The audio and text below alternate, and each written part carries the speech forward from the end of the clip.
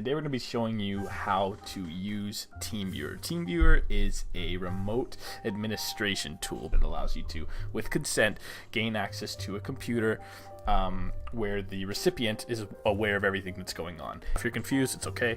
We're going to actually show you how to do it. So first thing you want to do is you want to actually have the program installed. So I'm going to go to Google Chrome and go ahead and type in TeamViewer.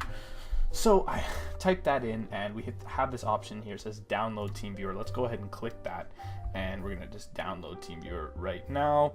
I'm going to save this under my downloads. Yours might just start downloading right away. And if that's the case, right on. So just 10 seconds left. Perfect. So once it's done downloading, go ahead and launch it and just go ahead and click the run button. And you have a couple different options here. You'll have basic installation, installation to access, and run only. We're just gonna go with the basic installation, and in this case I'm using it for personal use. Accept, yes, and let it install.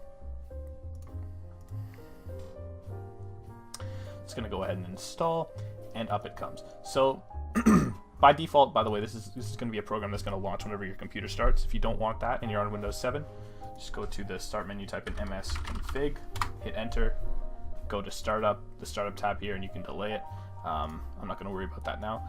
But okay, so here we go. We have TeamViewer open, and we're presented with a couple different things here. So we're presented with an ID and a password.